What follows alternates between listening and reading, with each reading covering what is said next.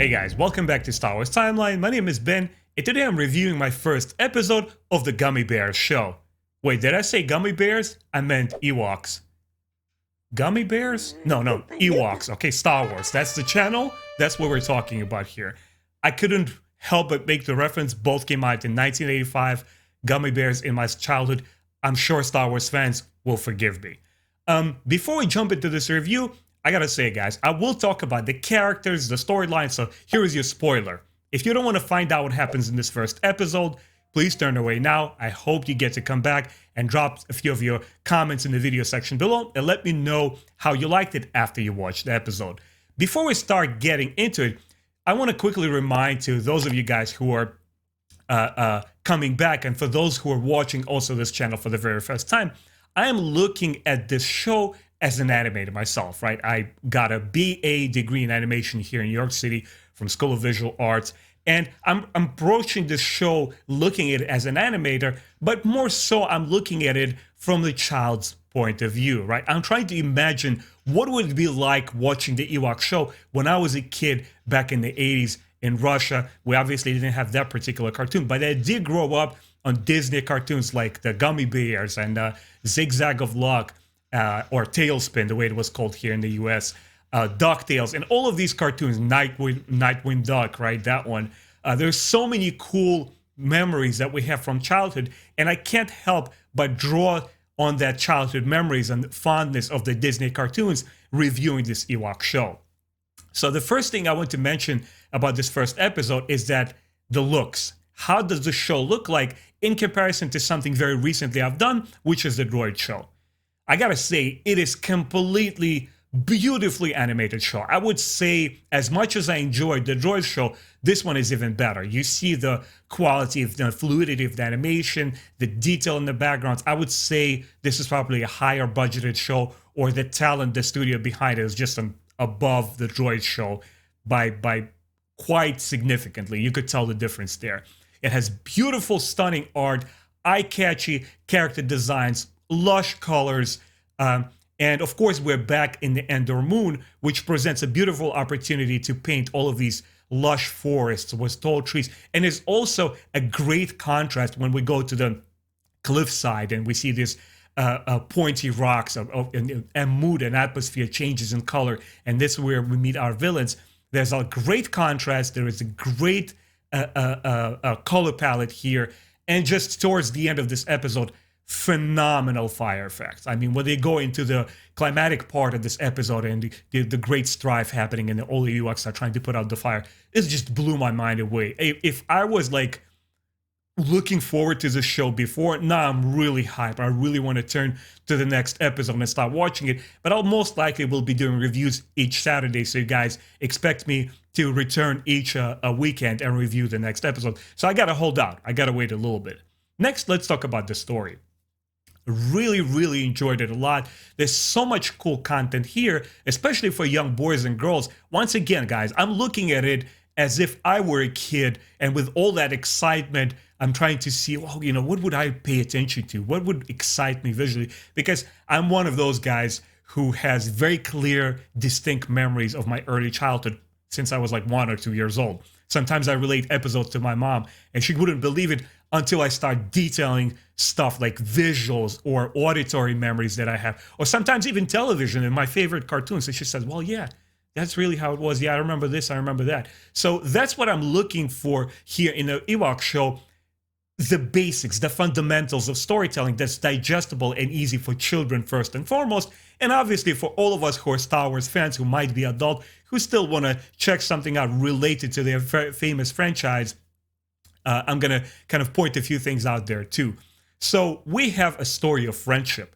We have familiar Ewoks, which I was quite surprised that we get to see from the live action TV movies, which are also on Disney+, but also from the Return of the Jedi. All the tribesmen, all the villages that we see here, a lot of them are transplanted straight from the Star Wars movies into the cartoon, which I like that a lot. We see Paplu, and we have Wicket, obviously, the most famous Ewok, and we have this really cute new character, Nisa, and Milani, another female Ewok. So we have 2 boys and 2 girls, and all of them look very distinct, very interesting and so eye-catchy. It's just, for me as an illustrator, for somebody who studied animation, they're just so brilliantly done. I gotta say, I gotta highlight Nisa here. I went to her Wikipedia page and I saw just how much content she has. I'm just expecting a lot of it has to do with old school comic books, because I'm aware of the Ewoks comics that were coming out, I believe, during either early Marvel years or maybe later on during Dark Horse era. There, I'm not certain. But Nisa is just like one of these mega popular expanded universe characters. And she's just such a cutie. She's just such a beautiful, adorable design. I love how they portray these little bears. Again, it's something in Overwatch. I want to make a comparison to gummy bears. When I was a kid watching those, I just couldn't believe it. It was such an eye candy. You couldn't wait to turn to your Saturday morning channels that we had in Russia, and they would show those episodes on television. I was just glued to the screen. I wanted to see the trees. I wanted to see their colorful costumes. It was so attractive to the eye, and just unlocked your imagination. And that's what happens here, especially with Nisa. I really enjoyed the use of color and how they make her very distinct from somebody who obviously we all know from the movies like Wicked. And I like that they're being portrayed as kids will be kids sort of way. They're mischievous, being the Ewoks that they are, and they're playing this forbidden game called Drop the Sack, which I felt it was quite wonderful. They're dropping these mud sacks on top of each other, and kids are being a little bit meanies to one another. It's like, that's pathetic. My grandma could throw a better sack than you. I like that kind of like wordplay, but also them playing around and teasing one another. That was pretty cool. And Aunt Bozzy, she's just such an interesting character, and she's going to be a target of pranks and different slapstick humor there. Like, these kids don't give her any break. Immediately, I kind of like sympathize with her. She's an interesting character coming into the show. And I also do like when the episode gets just for a moment a little bit serious, and after all of their pranks, they're in detention. They're sent to look after the forest and clean the forest floor. And it's an important lesson to give kids. Like, okay, it's okay to be children, and sometimes you just want to play around. But sometimes there is repercussions and there's consequence to the action. If you don't listen to your mom and dad, sometimes you will get grounded. That was kind of cool to see here, and I like that a lot. On a more serious note, for something like for an adult like myself, what I really appreciate about this episode is now we are introduced to the Ewok culture. We started with a bang this year, right? With the Book of Boba Fett, and everybody's talking about on YouTube and on the internet how the Tusken culture is now at the forefront, and we get to learn their customs and how Boba Fett communicates with them through sign language. If you guys are curious about what I thought about this show so far, first episodes, I have also done the reviews for those. But here we're talking about Ewoks. And now we get to see the Ewok culture, which obviously the two live action movies have addressed. And we see now they're worshipping these sacred trees of Endor Moon, right? So there's spiritual component to that, almost like a native tribes on North and South Americas than other, tribal cultures of the world. And we have Chief Chirpa, once again from the live action Return of the Jedi, and the shaman Logray. Both of them are making it back into the show. I was so happy to see them.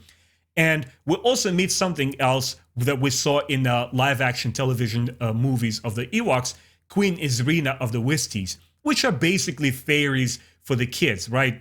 It's not hard to look at Tinkerbell from a Disney film, the right Peter Pan, and then you look at these Whisties. Very cool comparison. And they have to bring this show home for kids. You got to bring some magical element. You got to build some excitement there. And that's the function of them here. But once again, we'll also get to learn a little bit about them. And the story here immediately sets up the good versus evil concepts. And I like that return to form of Star Wars being this folktale, this timeless legend of good always prevailing versus evil. And there was also a very nice environmental message saying that, look, we got to preserve the forests.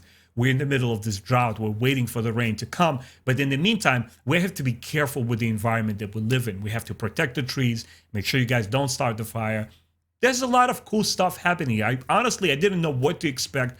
I thought it was just going to be cute bears bouncing around the forest. Something is happening here. They're telling us a story, and I really appreciate that. The last thing I want to say about this episode is that the villains and the conflict, right? We meet the Tolgan witch Morag immediately. Her and her character designs of her henchmen, the Yuzum aliens, fantastic. You know, she's just so despicable and evil. Her like crooked teeth and like big snout, and she's waving this magical staff. She's not a good guy. Even then, the environment that she occupies in the episode is these foreboding dark colors, right? And you see a lot of blues, and you see moon and nighttime. Notice when we see the Ewoks, it's always daylight. It's always nice and bright and spriteful. But when we go to her location, artistically, it's very, very different. And of course, she's got to possess magic. Once again, this is a show for kids. They got to amplify it a little bit. I wouldn't think that the Force alone would cut it for this type of show where, like, use the Force. They got to use magical elements. They got to use fairies. And of course, you got to have your staple witch. And I think Morag, so far, she passes with flying colors. I think she's going to be a very interesting villain. And these Yuzum monsters, these creatures, they're very cool looking. Their legs are like very twiggy and spidery like, and they're like the way that they move, very cool. I'm excited to see what they're gonna all about. And I enjoyed that Morag, the way that she shows her villainy is that she manipulates and mind controls the fairy queen. And I was like, oh man, that's not good. That's evil when you control the free will of another being and of another person to cause all that fire and all that mischief. And she's like, oh, I will revenge, myself upon these Ewoks. Something is happening there. Maybe there's a prior history that we're going to learn about a lot. Why is she so mad? Why is she so against the Ewoks? So the conflict is immediately set up. It's very clear cut. All the pieces are positioned here for the show just to start going in and give me cool storyline. And I like that they bring that live action fantasy element of the fairies and the magic and all of that stuff was really cool. All in all, a fantastic episode, a great setup, great conflict.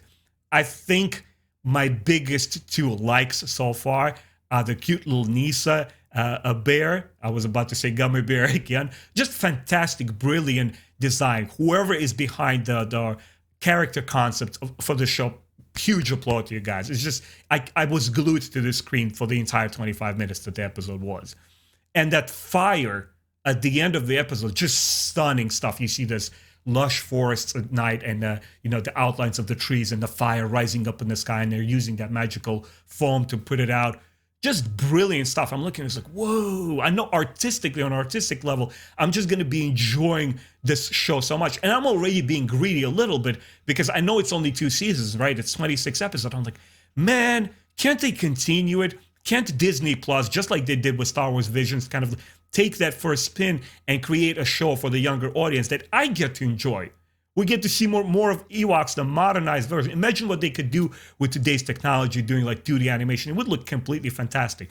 So if I were to rate this first episode, I couldn't hope for a better series premiere. This instantly gets 4 out of 4 spears. That's right, guys, spears. I'm doing a whole new review design here. So you will see a little bit a graphic on the bottom of the screen where it's just, we're talking about Ewoks. They got to have their spears.